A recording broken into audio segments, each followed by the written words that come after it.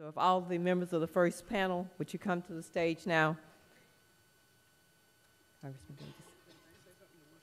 Our first, we have several panels, and we want to have time to try to hear from each of our panelists as well as provide some time for questions and answers. The first panel is on a new reality, redefining poverty. And our moderator for our first panel is our great distinguished member from the state of Illinois, Congressman Danny K. Davis, who also serves as a member of the Congressional Black Caucus Foundation Board. Before I turn the mic over to Congressman Davis, let me just run down briefly what you can expect for the rest of the day. So we have the first panel, and Congressman Davis will introduce our very distinguished panelists up here, and we are so happy that they have joined us today. Our second panel will be on disrupting the poverty pipeline, examining federal solutions. And we will be joined by several secretaries from the Obama administration, along with other experts from the federal government who will talk about federal solutions. And then our third panel will be on protect and empower, fulfilling the CBC's opportunities for all, pathways out of poverty, which will be moderated by Congresswoman Sheila Jackson Lee. And we will hear from some of our leaders of some of our major organizations, as well as some of our policy experts. So we have excellent panels provided for you. We will try to take questions. There will be volunteers out in the audience who will provide you with index cards, and you would write your questions, and as time permits, we will receive your questions and be able to answer some of your questions before we leave here today. Additionally, there are several panels that will be taking place over at the Cannon House office building. You should, when you registered, when you checked in today, you should have gotten a copy of the schedule. Several on health issues. That's the big issue we are dealing with here in Washington now. And then we also have a panel on exploring minority business opportunities within the federal government that will take place here this afternoon after the Poverty Summit. So we have a full agenda today.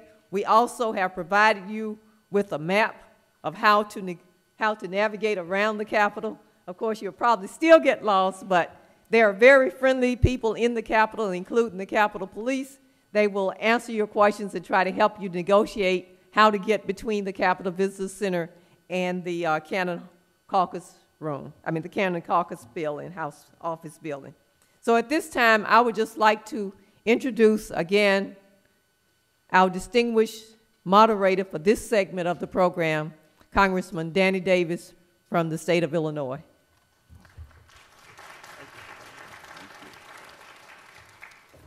Thank you very much, and I want to do three things very quickly. First of all, I want to commend Representative Barbara Lee for the tremendous leadership that she has provided to the Congressional Black Caucus during this session of Congress. I also want to commend and congratulate Representative Kendrick Meeks, who's done just an outstanding job as chairman of the foundation. That's our volunteer association that has done great work and is one of the reasons that we are here today. And then, of course, Dr. Elsie Scott. In all of the years that I've been watching the Congressional Black Caucus Foundation and its chief executive officers, we've never had one in the entire history of the foundation that has been as effective as Dr. Elsie Scott, and I think we ought to give her a great round of applause. I am going to do injustice to our esteemed group of panelists because I'm not going to tell you all the things about them that you really ought to know, but some of them you already know those things already. Logistically, it is always difficult to cram as much into these 3 days as we would like to. And so there's never enough time to do all of the things that we want to do.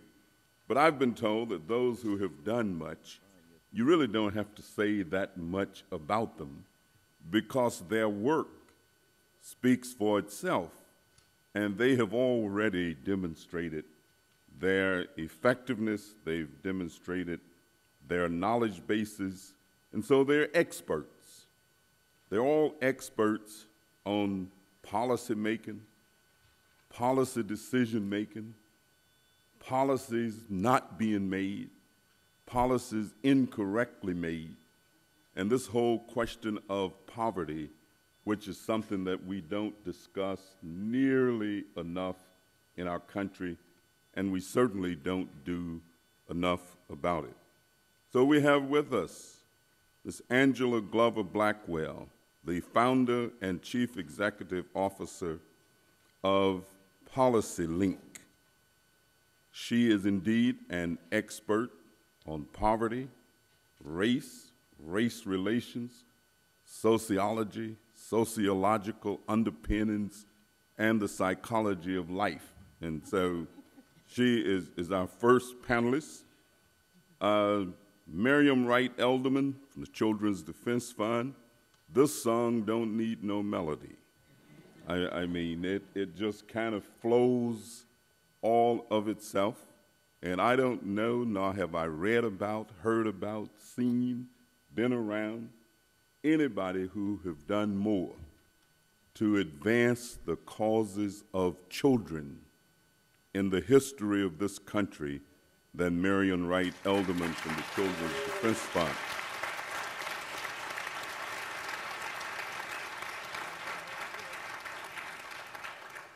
Robin Talbot, who is president of the AARP Foundation. And you know the interesting thing about AARP, we are just learning more, understanding more, watching more, and is also an organization that all of us will qualify for if we live long enough. And you don't have to worry about getting an invitation to join. But she's an expert on the issues surrounding individuals who've reached a certain age and may have some gray hair, and may have reached that age and don't have gray hair, but certainly policies related to senior citizens.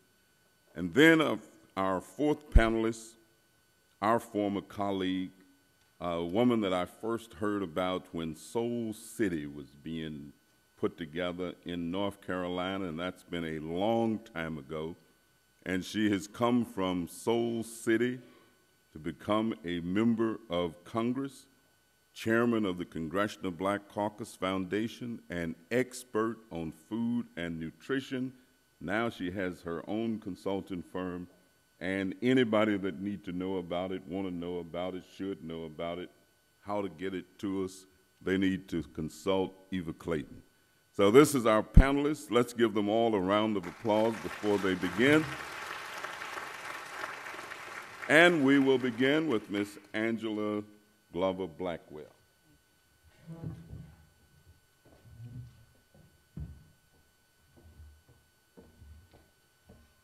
Thank you very much. I am delighted to be here. I want to commend you not only for the program that the Congressional Black Caucus and the Foundation have put together. I want to commend my own congressional representative, Barbara Lee. I am from Oakland, California, and mighty proud of it. And I also am so pleased to see this focus on poverty. It is just so important that we continue and we deepen this conversation and we continue to recommit ourselves to making sure that we do not allow this country to continue in such a way that so many people are living in such dire circumstances. And it is particularly important for the community gathered here to be focused on poverty, not just because we're in this terrible recession, but because in many of our communities, we were in a recession before the nation discovered it. For many of us, we were hit first and worst by the recession, and we know that without extraordinary interventions, we will be the last ones to hear that the recession is over in terms of being able to see any difference in our own lives. In August, the unemployment was 15% in the Black community, 13% in the Latino community, 9% in the white community. Even before the recession, it was above 10% in the Black community, which is the thing that we keep worrying about as a nation. 10% unemployment is just devastating to a nation. It was there in the African American community before the recession. The Economic Policy Institute estimates that next year unemployment among the African American community will be at the level of 18%. And we have seen extraordinary devastation in what was the one bright spot in the African American community, and that was home ownership.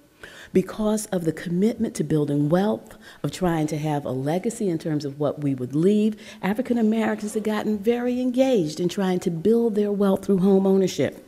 60% of African American borrowers in 2006 could have qualified for less expensive loans than the ones they ended up in. People of color have lost $215 billion worth of wealth because of the subprime lending crisis, and African American borrowers have lost $98 billion. And so when we think about poverty and unemployment and the loss of wealth, it is clear that we are in perilous times. But we are having a conversation that is uninformed by the facts, because so much of what you hear when we talk about poverty is based on the poverty level. The poverty level.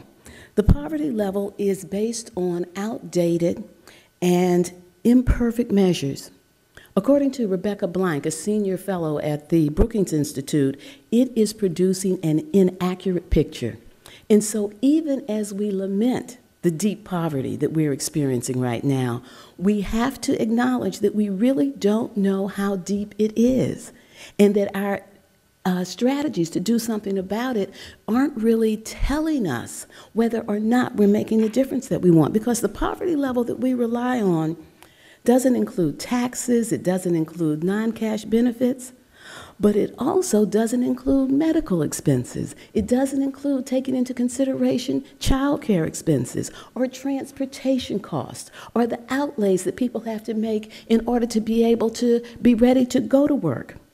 It is based on an estimate that was put together in 1964 based on data from 1955. It was put together by the Social Security Administration with a notion that at that time, a family of four spent about a third of its income on food. And therefore, the poverty level was developed by multiplying that by 3 and then adjusting every year for inflation. Well, proportionally, food has gone down, and things like housing and energy have gone up. If we were accurately going to put the poverty level based on relationship to food, that's about 1/7 of what the average family spends now, so we'd have to make it 7 times. Or we need to really take into account housing and energy and transportation and other costs. And so when we talk about the poverty level, we're not taking into account the things that I've mentioned in terms of taxes and non-cash benefits. We've not taken into account the real relationship of poverty to food, housing, and energy. And we also aren't looking at the geographic differences. Housing in New York City, housing in Los Angeles, housing in Pittsburgh, housing in Cleveland, it's not the same. And so we have to make this a very high priority and begin to put together an accurate count of who is poor in America so that we can adjust accordingly. Fortunately, this is an issue that is very much on the minds of people who represent us, and we're hoping that this will be addressed. But also, when we think about poverty, we need to understand that we have become a nation in which where you live has become a proxy for opportunity. The organization that I lead, PolicyLink, is committed to advancing economic and social equity.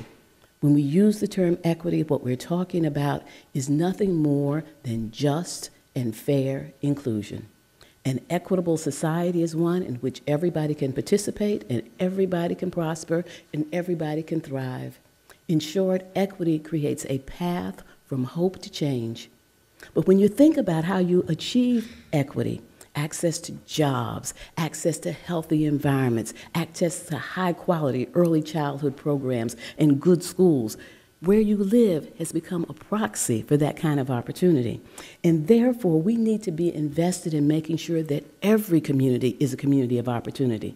So when we think about poverty, we need to think about the things I've just talked about, but we also need to begin to have a really nuanced sense of what we need to do about place. I am so happy to see so many friends and colleagues here from Mississippi and Louisiana, because I think that we were all devastated when we saw how the vulnerability of where people lived in those places has had such a devastating impact on their lives at that point, and how they're continuing to struggle to try to get back to the point where they can be full participants. We need to take into account that where you live doesn't just determine access to education and good jobs and those things. It determines how you live, even how long you live. There was a study done in the Oakland Bay Area that looked at people who live in the flatlands of Oakland and compared them with people who live in the more affluent areas in the hills. And the life expectancy in the hill area is 10 to 15 years longer than people who live in the lower income area of West Oakland. Where you live even determines how long you live. We know that we have an outbreak of childhood obesity, a real epidemic in this nation. 37% of black children are obese, and obesity leads to diabetes and heart disease and all kinds of things. And if you go to the doctor and the doctor says, well, what you need to do is you need to get a healthy diet, in too many communities in this country, that's a very hard thing to do. Over half of African American neighborhoods are without a full-service grocery store. That many African American and Latino communities don't have access to safe, accessible parks where they can get physical activity. The nutritional value of what's served in the schools is not what it should be to reduce childhood obesity, and physical exercise is not a part of the curriculum anymore, as many of us might remember it. And so this notion of poverty needs to be expanded. We need to get the right measure so we know what we're doing. We need to acknowledge those who were hit first and worst by the recession and make sure they come out and stay out. And we need to make sure that we pay attention to the communities where all of our children live, so that every child, every family gets an opportunity to live in a community of opportunity. Thank you.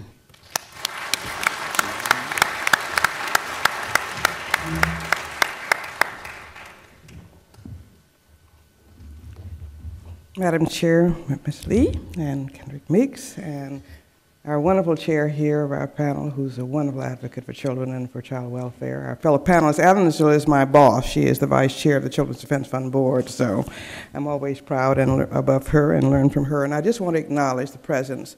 We have about 150 people here from the Southern Regional Office, the Katrina Leadership Corps from Mississippi and Louisiana, who are issuing a wonderful report and are having a lot of activities, but you know, for all these years after Katrina, those children are still out there without the adequate protection of their nation, and that's a shame. But I'm so glad they're here, and I hope that many of you will get their report, which is entitled What It Takes to Rebuild a Village After a Disaster, and they're wonderfully moving stories about the conditions of children and families in the war-torn areas of Katrina, and we need to sort of hear them.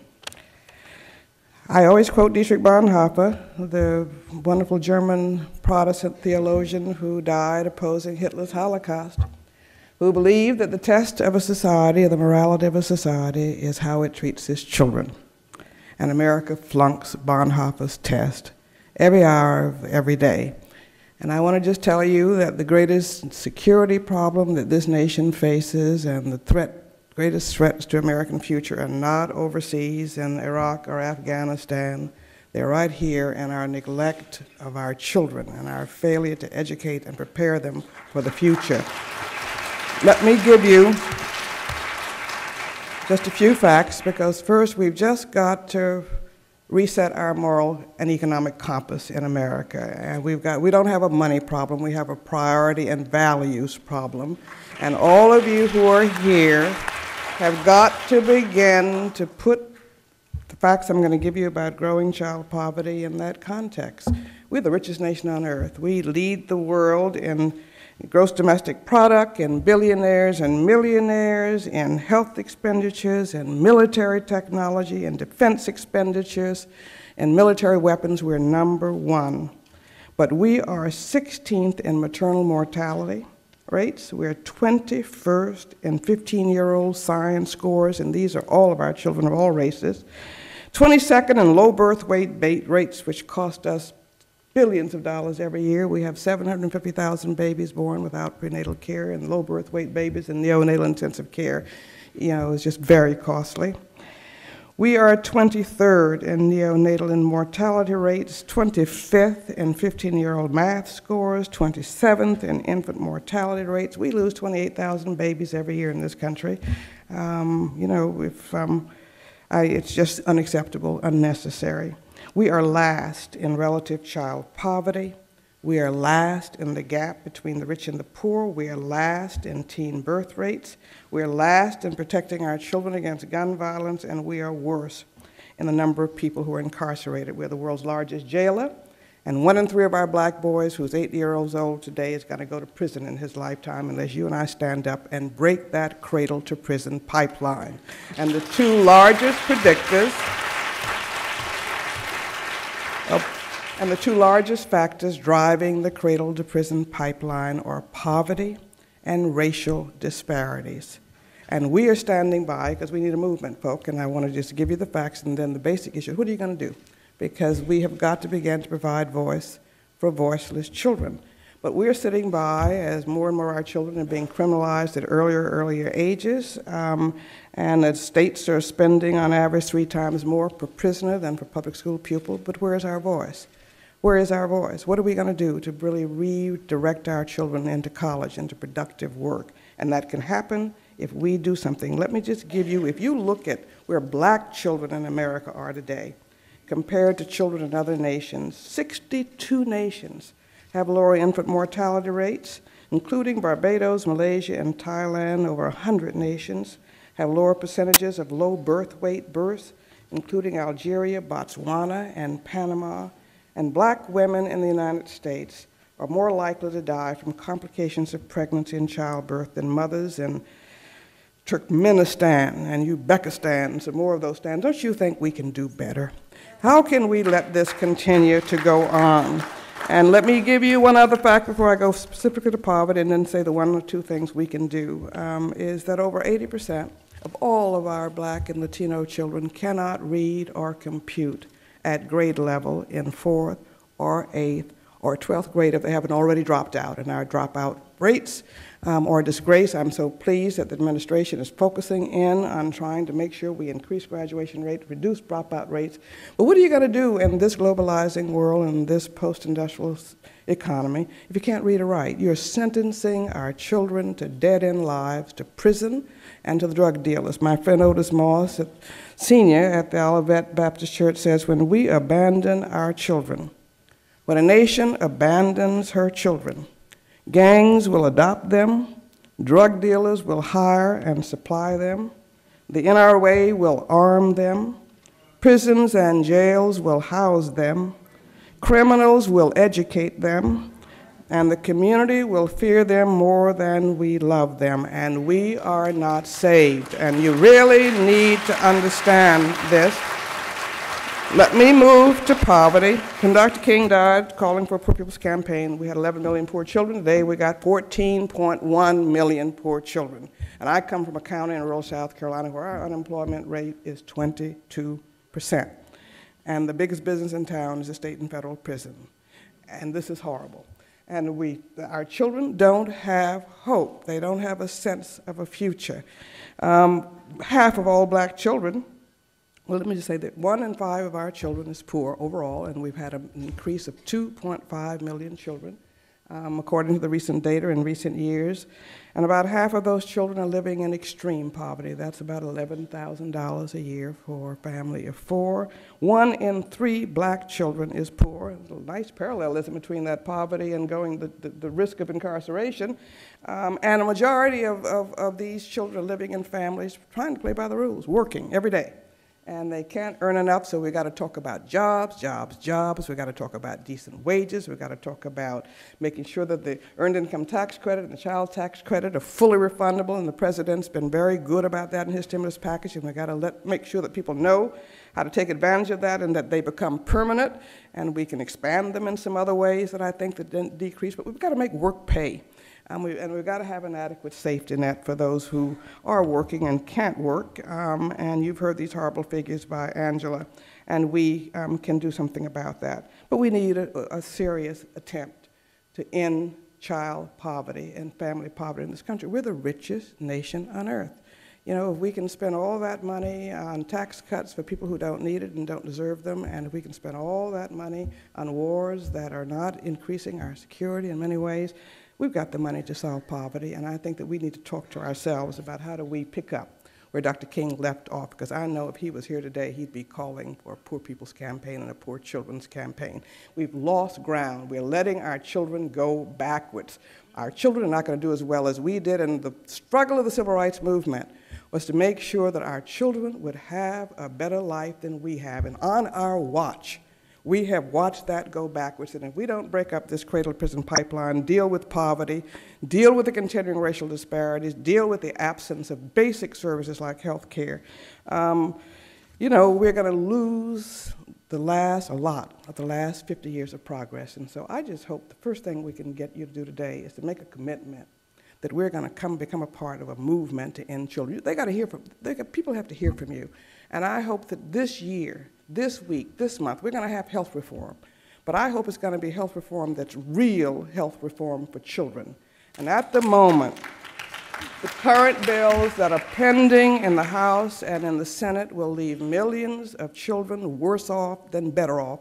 No health reform that leaves millions of children worse off should be acceptable, and we've got to make sure that the systems are reformed. And I want you to, if you have to do one thing, you're going to lobby for one thing this week, and I hope that each of you will take the Speaker's request to have you contact your congressman and contact her, is to say three things. We want to make sure that no child is worse off, that we have fewer benefits and more cost. Secondly, we need to make sure that the system is reformed.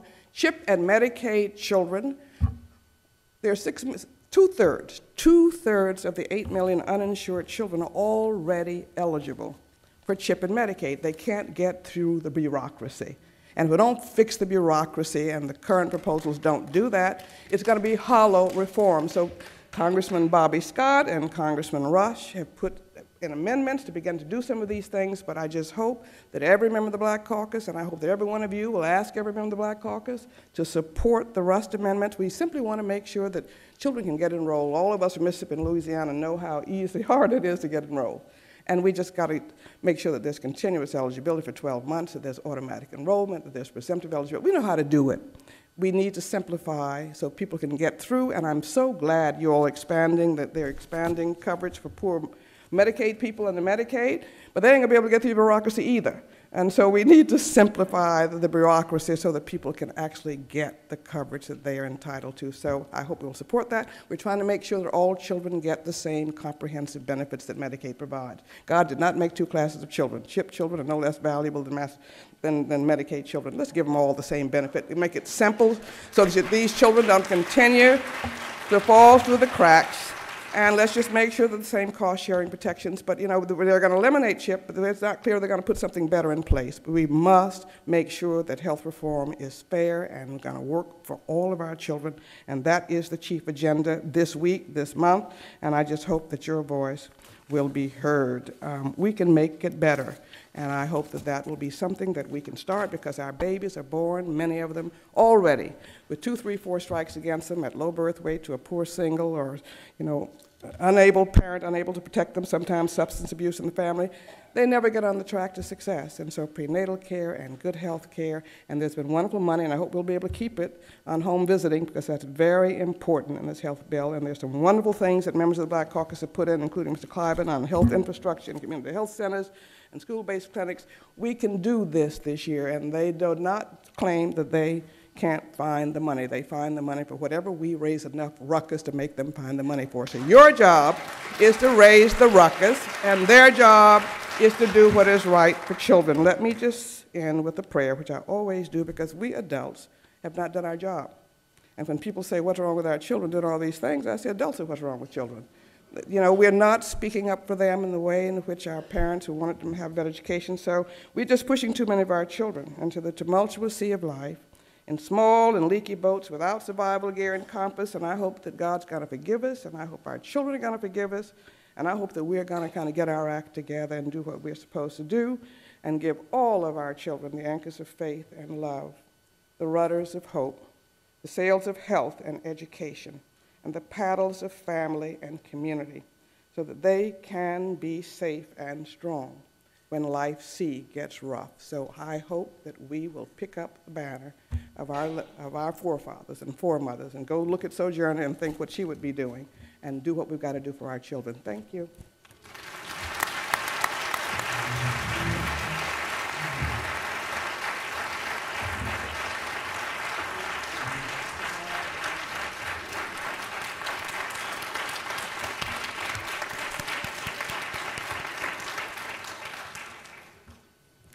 I want to express my appreciation as well to the Congressional Black Caucus and the Foundation for convening us today. I am very honored to be here with the other distinguished panelists and speakers, and I think it is so important that we are focusing today on this topic that is so often overlooked and so often misunderstood. As the charitable affiliate of AARP, the AARP Foundation focuses on the needs of the most vulnerable older Americans. We work to try to assist those who are struggling to get by and not slide into poverty, and to support those who are living in poverty in the second half of life. And our work in serving millions of those older people across the country every year has let us see that there are some unique challenges for poor older people. So we're often asked to come to events and add that aging lens to a topic, and I want to do that today, but I also want to acknowledge, as I think all of us agree, that the issue of poverty is multi-generational. It impacts families, children, parents and grandparents, and single people of all ages. And that if we want individuals to have a secure second half of life, we have to address the issues of poverty, as Dr. Edelman so eloquently has let us know early on. And then we have to continue the support and the programs and the policies across the lifespan, but it absolutely begins with children. The lives of children and older people are intertwined, of course, and I often hear grandparents talk about the joys of spending time with their grandchildren, and they usually will say in kind of a part humorous, part serious way, but it's really nice at the end of the day that I can hand them back to their parents. I know I look forward to that day when I have grandchildren. Unfortunately, there are a lot of grandparents in this country who don't have the luxury of pampering their grandchildren and then handing them back to the parents for the hard work of parenting. Today, there are 2.5 million older persons in America who are responsible for the basic needs of their grandchildren who live with them. There are more than 6 million children. Approximately 1 in 12 children in this country are living in households headed by grandparents. And nearly 500,000 of those grandparent-headed families are below the poverty line. So if that grandparent loses a job or gets sick, the impact on those children and that family are just astounding. So this is not the retirement that most people had planned, to start all over again with young children, but they do it with passion and commitment. One of the first scholarship recipients for the AARP Foundation's Women's Scholarship Program illustrates the sacrifices that grandparents are making across the country. Myra was a grandmother from Louisiana who escaped Hurricane Katrina with her 26-year-old daughter who was developmentally disabled and pregnant.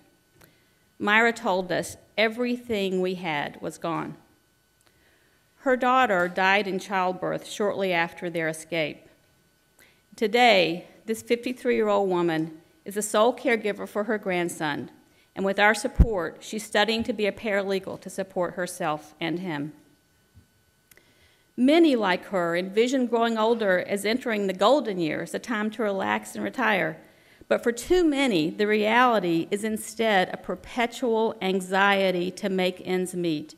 They have more month than money. Others today, Dr. Blackwell has talked about the poverty measure as being woefully inadequate. And even with today's measures, the numbers are bleak, especially for certain groups. Women are more than twice as likely as men to find themselves living in poverty after age 65. Women live longer, we earn less, we're less likely to have adequate pensions, more likely to have chronic care conditions, and more likely to have caregiving responsibilities.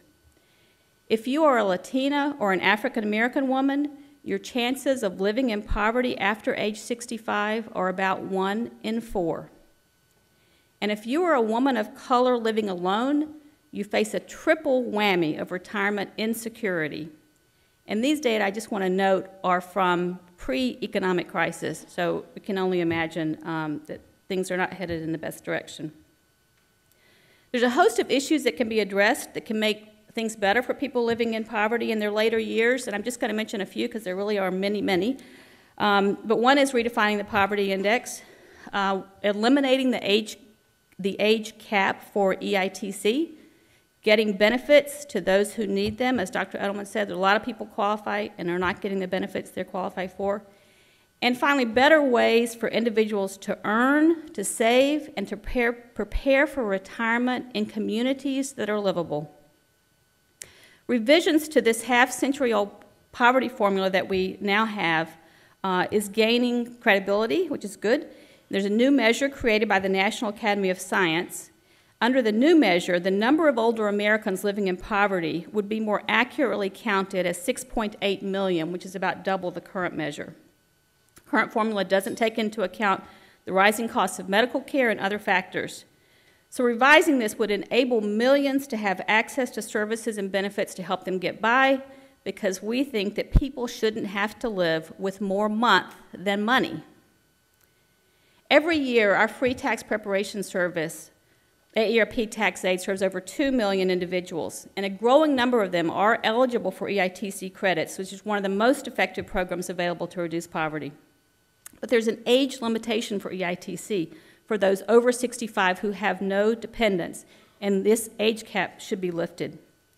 There are other benefits as well that people can access if they qualify, but due to a lack of awareness, the complicated application process, and barriers like unreasonable asset limitations inhibit their ability to access the benefits.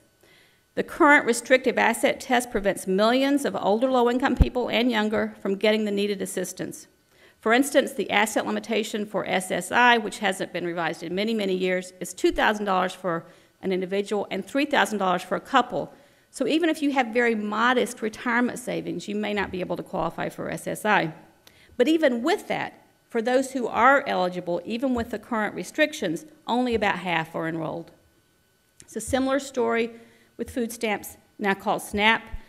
Only about 1/3 of eligible older households who qualify for this benefit are getting it.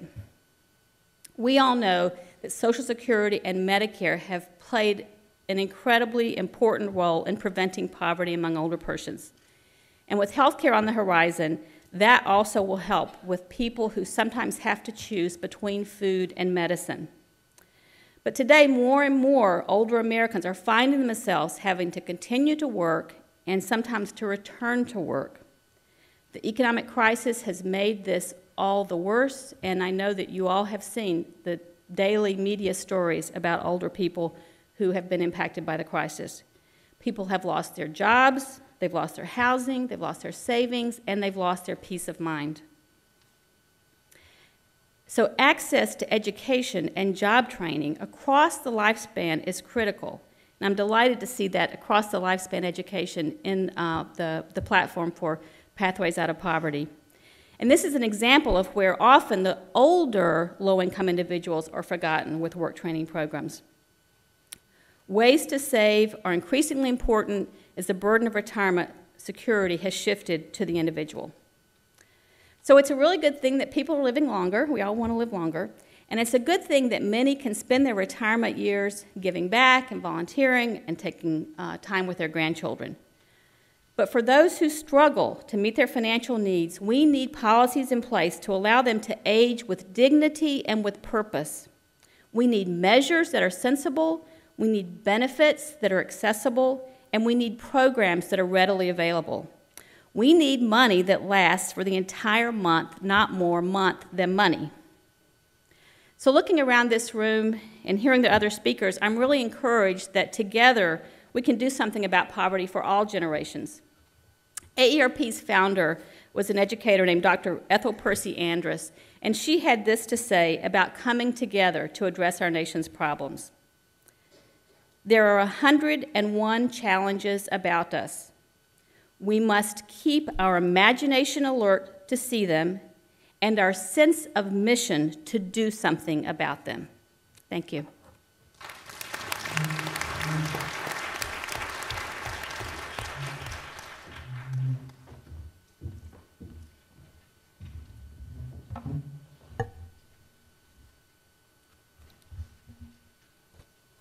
Congresswoman Lee, Chair of the Congressional Black Caucus, Congressman Meeks, Chair of the Foundation, and my former colleagues, Representative Davis and Representative Chaka Fatah.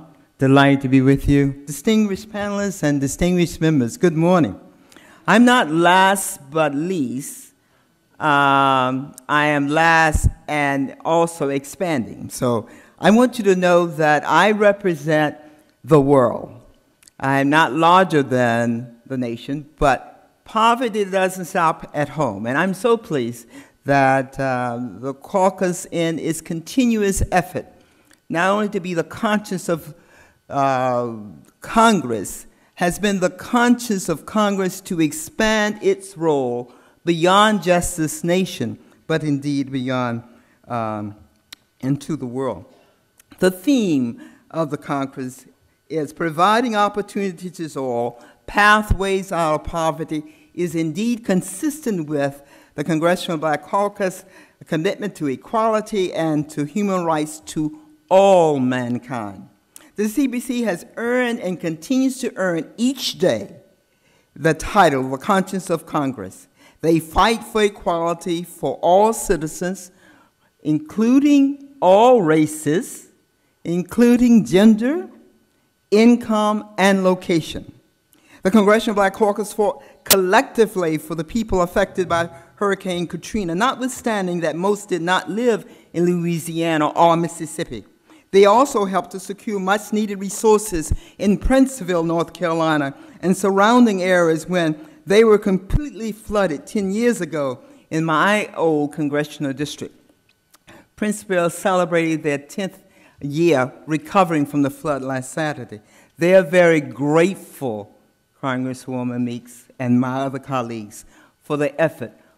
Every member of Congress, of the Congressional Black Caucus, did they except two, and they even sent their staff, and they got other members to go there.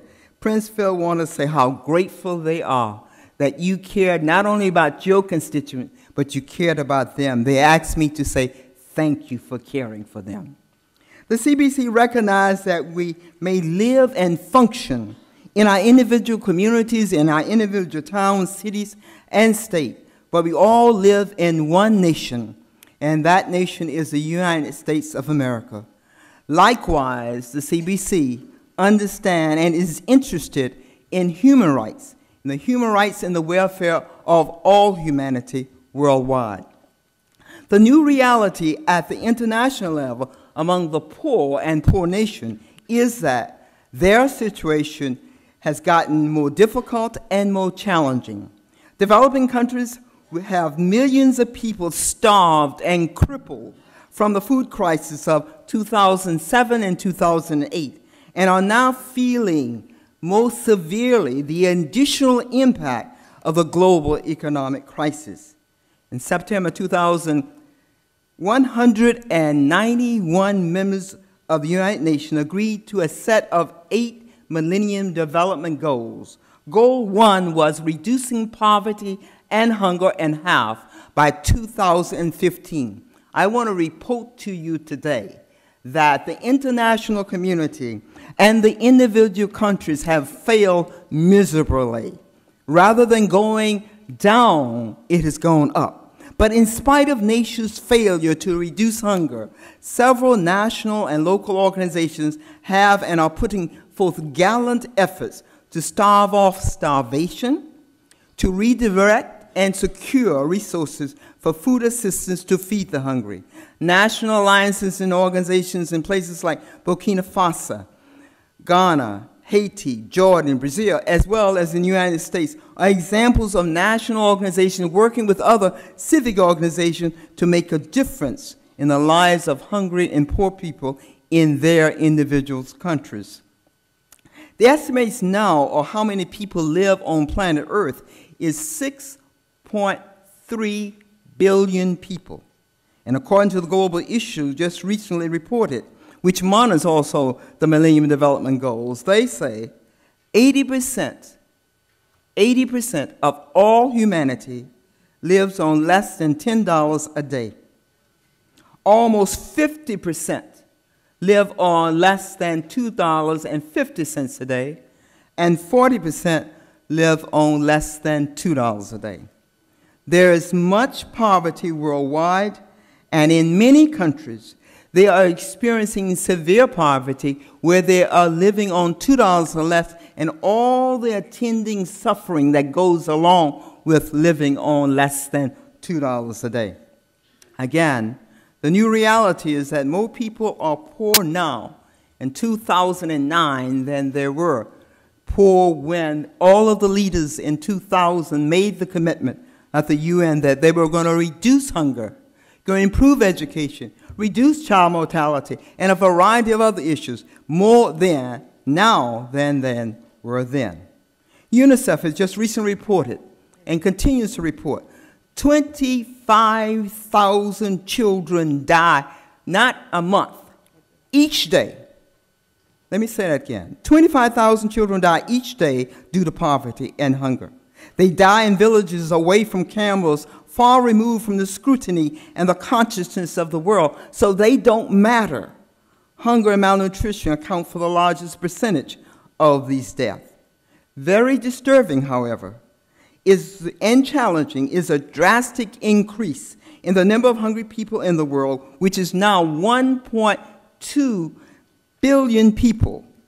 The United Nations Food Agriculture Organization has estimated that an additional 105 million people were added to the rolls of hunger in 2009. This means that 1 out of every 6 human beings living on the earth are suffering from malnutrition. Food security is both a humanitarian and a security issue. Food matters. Food matters whether children learn. Food matters whether we have health. Food matters whether adults are productive. Food matters indeed whether there is starvation and discord. This drastic increase is a result, obviously, of the recent food increase and the surge in the fuel prices of 2007 and 2008. However, this drastic increase comes in the midst of a serious global economic crisis that severely affects the very poor, small farmers, rural communities, especially in developing countries. The question is now, what will be the response of the international community? What will be the response of individual community? What will be the response of our country to the crisis of the poor as they deal with the crisis of the global economic crisis and hungry people?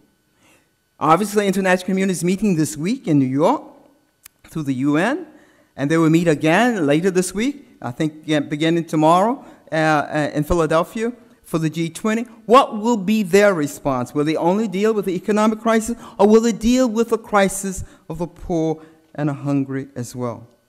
Achieving food security in a time of crisis will be challenging, but it must be done, and it can be done. Those of us who say and claim that we believe in justice and human rights for all humanity have a moral imperative to bring to the attention of our government and of our leaders that more than 1 billion people go to bed hungry every night, not knowing where they will get food the next day. And it's done when we can indeed end hunger, and it can and it should be done. Hopefully now, those of you here during this month as well as next month is considered World Food Month. It's particularly World Food Week during the week of October the 12th through the 16th, that we will reflect not only on those numbers, but we will reflect on the devastation and the humans behind those numbers and the suffering that they have. That this will motivate us, those of us who say we have conscience and that we believe in human rights. That this would motivate and should motivate us to do something about hunger, not just to listen to a talk about hunger, but to do something about that. The global community has the knowledge and the technology. It's not for the lack of food, it's for the lack of the will, or the political will. We know how to feed our people. We have an abundance of food. We know the technology. It is for the lack of the will to see this as a critical problem that we should solve. I believe that most people, wherever they live, would like to see everyone else in the world wanting to be fed on earth. I don't think there's anybody who would want people to starve to death. However, perhaps because the majority of us take eating for granted, we just think that people will get food. It doesn't cross our mind that we are not engaged in. And the fact, if you're not engaged in helping them get food, I want to suggest that you engage in taking food from them. Representative McGovern is fond of saying that everyone is against hunger. Everyone wants to feed people. That's not the question. The question is, do they have the political will to do anything about it? Here are three things I want to suggest that we could do. First, we ought to participate in a national and I'm joining them and challenging the things to do. We ought to participate in a national and international campaign to end hunger. You can do that through your various organizations that you already are part of, whether it's your church, your mosque, or your synagogue. Advocate, indeed, that your government ought to become more engaged in how people are fed. And also advocate that good food means that they're reducing health. It also helps in children's education. You should get involved through your organization, put pressure, not only the UN, but also the G20. Several of the organizations are coming together, put pressure on the G20. You've seen that already. The National Council of Churches are doing it. I asked you, will you ask your churches to get engaged and put pressure on them likewise? Communicate with Secretary Clinton and whenever the USAID administrator is in, and ask them to make sure they also fund national and local organization self-development, so people not only are fed, but they also learn how to feed themselves in production. Make sure that they have that opportunity, particularly in places like Burkina Faso and others you know that are suffering, Haiti, Sierra Leone, Ghana, and other places. Monitor and get engaged in the reauthorization of the Child Nutrition Act. This will go a long ways in reducing hunger or eliminating child hunger. You know, the President committed himself to eliminating child hunger by 2015 in the U.S. So reauthorization of the Child Nutrition Act will go a long ways in doing that. And also would like you to get engaged in the Global Food Security Act of 2009. This will be the key legislation it's already been introduced in the Senate. I understand it's going to be introduced in the House. When it is, get engaged and make sure it stays with its original mission. This is the way that the U.S. plans indeed to be a leader in addressing food security. My understanding is Secretary Clinton will be addressing the UN this week on Friday, saying what they would like to do in that leadership. Finally, as my panelists all have said, we have a moral obligation in doing this as well.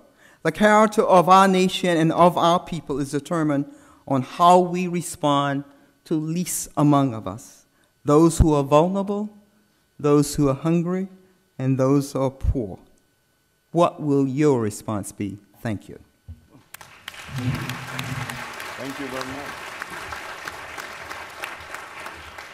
Thank you very much. Unfortunately, as I indicated earlier, we are not going to have time for questions and answers, but I would suggest that if you just had a burning question, wanted to put it on an index card with a way for us to get back to you, we will make sure that you get a response and make sure that you get an answer. Again, I want to thank our distinguished panelists for outstanding presentations. They've all helped us know one thing, that there are no simple solutions to very complex problems, and that an ideology or an idea is not enough. We must be involved in the practice. Ladies, thank you so very much, and it's been a pleasure.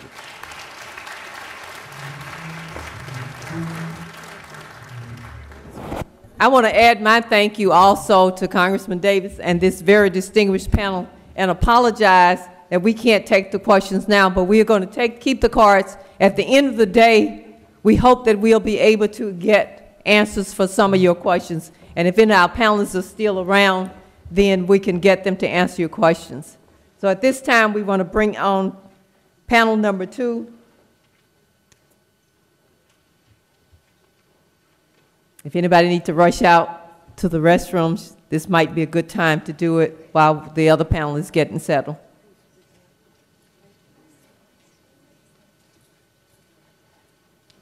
We have coming on now a couple of the secretaries from the Obama administration, so please come back, those of you who are having to leave for a break.